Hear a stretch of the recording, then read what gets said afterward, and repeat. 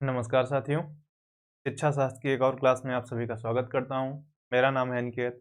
अगर आप चैनल पर नए हैं तो चैनल को लाइक, सब्सक्राइब, शेयर ज़रूर करें। अगर आप शिक्षा शास्त्र विषय से जुड़े हैं तो इसको ज़्यादा से ज़्यादा शेयर करें जिससे कि ज़्यादा से ज़्यादा बच्चे जुड़ सकें।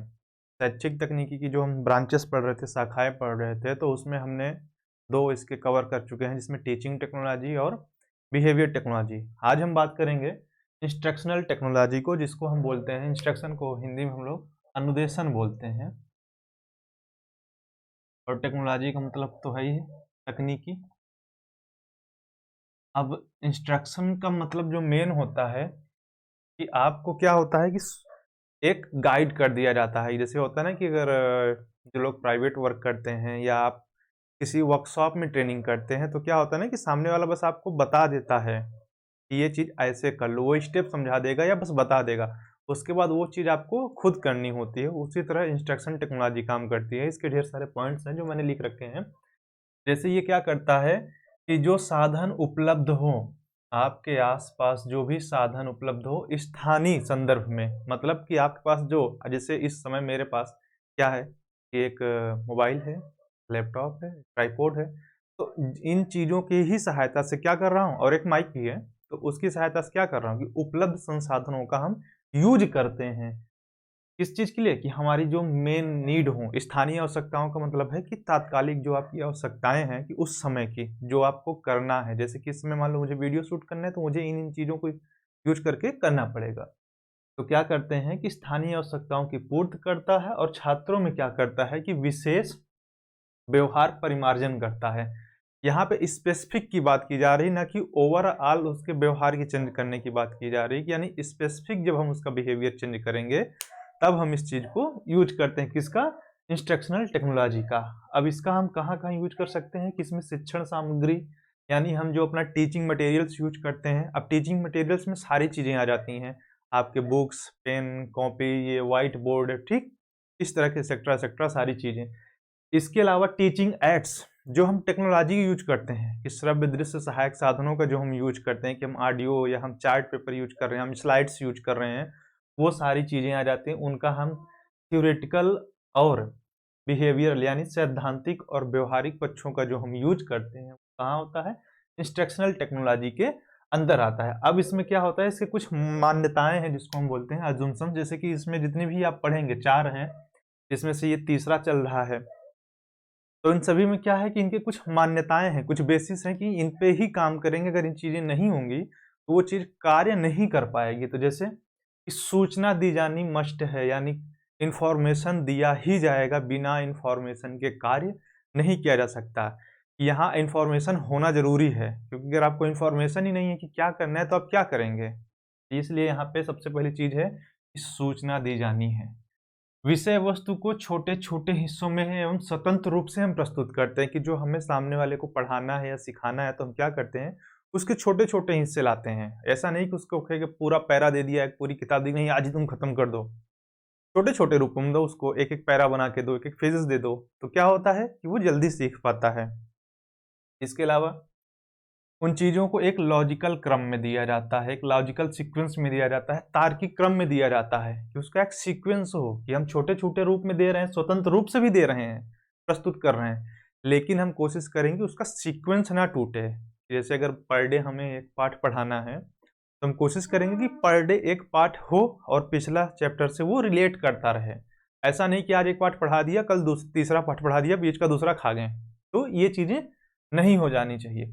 इसके बाद यहाँ पे फीडबैक बहुत इंपॉर्टेंट है, फीडबैक का यूज करता है, क्योंकि इंस्ट्रक्शनल टेक्नोलॉजी एक ऐसी टेक्नोलॉजी है कि अगर शिक्षक ना भी हो, यानी जो टीचर है यहाँ पे अगर वो नहीं भी होता, तब भी टीचिंग क्या हो जाती है, लेकिन उसमें लास्ट में हमें फीडबैक चाहिए होता है। अगर फीडबैक नहीं मिला, अगर बच्चों संतुष्ट नहीं होते हैं उस चीज़ से, तो उसका कोई मतलब नहीं होता है। जैसे इसका सबसे अच्छा एग्जाम्पल है कि कंप्यूटर पे आप प्रोग्राम सेट कर दिया जाता है, आपका टीचर नहीं होता है, तब भी क्या आपकी लर्निंग रुक जाती है?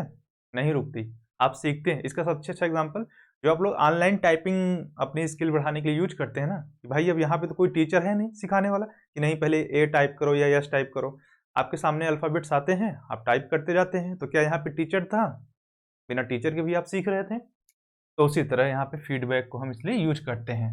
अब यहाँ पे क्या होता है कि छात्र जो होता है सेल्फ अपनी गति से, अपनी मर्जी से, अपनी सुविधा अनुसार सीख सकता है। मतलब उसमें जो सीखने की गति होती है वो उसकी खुद की होती है। वो तेजी से सीख सकता है तो तेजी से सीखेगा, अगर उसकी गति थोड़ी स्लो है तो स्लो सीखेगा, लेकिन उसको डिपेंड करता है उसकी पूरी गति पे। और जैसा मैंने बता ही दिया कि ये बिना शिक्षक के भी क्या कर सकती है कि इसको कंटिन्यूअस किया जा सकता है। अब ये क्या होता है कि जो टीचिंग प्रोसेस होता है उसमें जो लर्न सीखना है आपके, उसके व्यवहारों को क्या करता है, नियंत्रित प्लस उसमें सुधार करता है कि जो आपको कंट्रोल्ड भी किया जाएगा और आवश्यकता अनुसार उसमें सुधार भी किया जाएगा, कि ऐसा नहीं कि आपको सिर्फ कंट्रोल्ड कर लिया, नहीं ये चीज़ तुम्हें नहीं करनी, जरूरत पड़ेगी तो सुधार भी किया जाएगा। और इंस्ट्रक्शनल टेक्नोलॉजी के बारे में, इंस्ट्रक्शन टेक्नोलॉजी के भी फॉर्म्स हैं, जैसे कि तो आप लोग जब आगे पढ़ेंगे तो इसके फाउंडर्स में जब आते हैं इंस्ट्रक्शन टेक्नोलॉजी में, तो सबसे एक लीनियर आता है। आप सब इससे रूबरू होंगे, खासकर पीजी के बच्चे या एमएड जिन्होंने किया होगा या बीएड बीटीसी वाले बच्चे, नो डाउट वो जानते होंगे कि लीनियर, ब्रांचिंग और मैथमेटिक्स ये इंस्ट्रक्शनल टेक्नोलॉजी के अंतर्गत आती हैं या इनको प्रोग्राम लर्निंग में यूज किया जाता है। तो उनके बारे में भी बाद में पढ़ेंगे, लेकिन यहाँ पे क्या है कि शिक्षण प्रक्रिया में सीखने के व्यवहारों को क्या किया जाता है, यहाँ पे नियंत्रित किया जाता है और उसको परिमार्जित किया जाता है। इसके अलावा अब इसकी हम क्वालिटी बात कर लें, विशेषताओं की बात कर लें, तो ये क्या है, एक व्यवस्थित सीक्वेंस है, यानी एक सिस्टमैटिक तरीके से आपके सामने दिया जाएगा। ऐसा नहीं कि कोई, जैसे मैंने पहले ही बताया ना कि जो अजम्पशंस है उसकी एक, कि हम चीज़ों को एक सीक्वेंस में रखते हैं, एक क्रम में देंगे, कि ऐसा नहीं कोई चीज़ आगे पीछे करके दे देंगे। पहले नहीं सॉल्व करा रहे हैं आपसे कि कुछ भी दे देंगे आप क्रम बनाएं।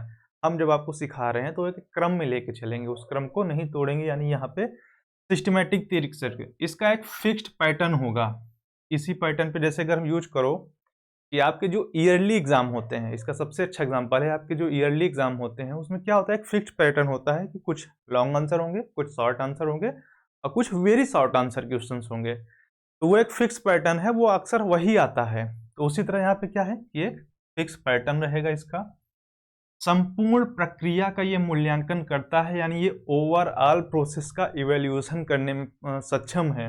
यानी जो भी आपकी प्रोसेस चल रही, जो प्रक्रिया चल रही है, उसका हर पहलू का ये मूल्यांकन कर लेगा और इसमें टीचिंग और लर्निंग दोनों पॉसिबल है। अब ये विशिष्ट उद्देश्यों के आधार पर शोध कार्य किए जाते हैं कि अगर कुछ स्पेसिफिक एम हो, जैसे कि इसका सबसे एग्जाम्पल आता है आपका एक्शन रिसर्च। एक्शन रिसर्च क्या होता है कि स्थानीय समस्याएं जो होती हैं या क्लासरूम टीचिंग में सबसे ज़्यादा यूज किया जाता है, कि जो तात्कालिक समस्या यूज हमारे सामने आ रही है, हम उसको क्या करते हैं, यूज करते हैं और उसको सॉल्व करने की कोशिश करते हैं। तो यहाँ पे यही होता है कि विशिष्ट उद्देश्यों पर आधारित शोध कार्य किए जाते हैं। पुनर्बलन पे बल दिया जाता है सिखाने के लिए। यहाँ पे क्या होता है कि हम रेनफोर्समेंट देते हैं। बिहेवियर टेक्नोलॉजी में हमने बताया था कि सिखाने के लिए, अगर मोटिवेट करने के लिए दंड और पुरस्कार दोनों यूज किया जाता है, लेकिन यहाँ पे क्या है कि हम रेनफोर्समेंट पे बल देते हैं, हम पुनर्बलन का यूज करते हैं कि बच्चों को हम सिखा सकें। इसमें ज्ञानात्मक उद्देश्यों पे ज़्यादा बल दिया जाता है। ये ध्यान देना कि इसकी एक डिमेरिट्स भी रख सकते हो कि बाकी उद्देश्यों को, जो ब्लूम के टेक्सोनॉमी में उद्देश्य होते हैं ज्ञानात्मक, भावात्मक, क्रियात्मक, लेकिन ये सबसे ज़्यादा फोकस करता है ज्ञानात्मक पे। क्योंकि एक चीज़ क्या है, यहाँ पे हम सिर्फ इंस्ट्रक्शन दे रहे हैं, आपको एक सूचना दे रहे हैं, उस सूचना के आधार पे आप काम कर रहे हैं। बाकी उद्देश्यों पे हम थोड़ा ध्यान कम दिया गया है। मानवीय एवं अमानवीय साधनों का यूज करता है, कि अगर आप ह्यूमन, आपके जो है टीचर्स हैं उनको यूज करेंगे, अगर टीचर्स नहीं है तो कंप्यूटर है, लैपटॉप है, या इनके माध्यम से भी पढ़ाई की जा सकती है। अमानवीय वो सारे साधन आ जाते हैं जो मानव ना हो, जैसे कि हमारा कंप्यूटर, लैपटॉप या हमारे कोई प्रोग्राम्स, तो उनके द्वारा क्या है, उनका यूज करते हैं। और ध्यान दो फिर से यहाँ पे स्वगति, इसकी विशेषता है कि छात्र क्या होते हैं कि अपनी स्वगति से सीखते हैं। और सबसे इसका जो मेन वर्क है कि आपको क्या करता है, इंफॉर्मेशन देता है। इसका जो मेन गोल है, मेन फोकस है कि इंफॉर्मेशन देगा ही देगा। अगर इंफॉर्मेशन ये नहीं दे रहा है तो ये इंस्ट्रक्शनल टेक्नोलॉजी बेकार है, क्योंकि ये इंफॉर्मेशन पे ही बेस्ड है, इसलिए इंफॉर्मेशन यहाँ पे होगी ही होगी। अब इसके अगर हम स्टेप्स की बात कर लें कि ये काम कैसे करता है, तो इसका जो काम करने का स्टेप है कि भाई अनुदेशन सामग्री का हम चयन करेंगे अपने उद्देश्य के अनुसार। कि भाई हम सबसे पहले उस सामग्री का चयन करेंगे जिस चीज़ को हमें सिखाना है, या जो मेरा प्लान है कि हाँ मुझे बच्चों को क्या पढ़ाना है, या मुझे अपने लिए मान लो पढ़ना है, तो मैं फिक्स करूँगा कि मुझे क्या चाहिए। तो हम सबसे पहले क्या करेंगे कि चयन करेंगे अपने एम के अकॉर्डिंग। फिर यहाँ पे उपयुक्त मेथड का, अपनी विधियों का हम क्या करेंगे, जो सही तरीका हो किस चीज़ के लिए, पाठ्य को प्रस्तुत करने के लिए, यानी सिखाने के लिए जो सही मेथड हो। स्टोरी टेलिंग है तो स्टोरी टेलिंग का यूज किया, लेक्चर है तो लेक्चर किया, कोरिलेशन हो तो कोरिलेशन हुआ, अगर सारस्वत भ्रमण हुआ तो उसका किया। तो ये सारी चीज़ें क्या हैं, प्रस्तुतिकरण करते हैं यहाँ पे। फिर क्या करता है, ये मूल्यांकन करता है। यानी हमने क्या किया, पहले अपना लक्ष्य निर्धारित किया, फिर हमने सामने चीज़ें रखी कि जो भाई मुझे सिखाना है। उसके बाद फिर हमने क्या किया, मूल्यांकन कर लिया कि हमने कितना सीखा, क्या समझा, क्या जाना, क्या पाया, क्या हमारी मेरिट्स थी, क्या डिमेरिट। उसके बाद हमने सुझाव दिया कि चलो ठीक है, तुमने ये चीज़ अच्छी की, ये चीज़ें खराब थी। तो उसके बेसिस पे क्या करते हैं, फिर हम क्या करते हैं कि हम अपने अंदर जो कमियां थी उनको फिर से दूर करने की कोशिश करते हैं। और इसके जो फाउंडर्स में नाम आते हैं वो आते हैं ब्रूनर, ग्लेजर, एक नाम सुना होगा डेविड आसुबेल। ये सब क्या आते हैं कि ये सब इस इंस्ट्रक्शनल टेक्नोलॉजी में माने जाने नाम है। और एक नाम मैंने पहले ही बताया था स्किनर का, तो उनको भी ऐड कर लो कि इसमें जो है स्किनर भी इसके फाउंडर्स में आते हैं कि इन लोगों ने इस इंस्ट्रक्शनल टेक्नोलॉजी का सबसे ज़्यादा यूज किया। तो इसके यहाँ पे हमने डिस्कशन कर लिया इसके पॉइंट्स को, अजम्पशंस इसके देख लिए, इसके कैरेक्टरिस्टिक्स देख लीजिए और इसके स्टेप्स देख लिया, और ये है क्या ये समझ लिया। अब एक बात फिर से है कि अगर आप चैनल पर नए हैं तो ध्यान दीजिएगा कि चैनल को ज़्यादा से ज़्यादा शेयर करें। अगर आप शिक्षा शास्त्र विषय से जुड़े हैं तो निश्चित रूप से इसको ज़्यादा से ज़्यादा फैलाएं, क्योंकि ज़्यादा से ज़्यादा बच्चे जुड़ेंगे तो आपका भी और मेरा दोनों लोगों का फ़ायदा होगा, और मैं मोटिवेट और ज़्यादा होऊंगा। जितने ज़्यादा सब्सक्राइबर बढ़ेंगे तो मैं ज़्यादा से ज़्यादा वीडियो अपलोड करने की कोशिश करूँगा।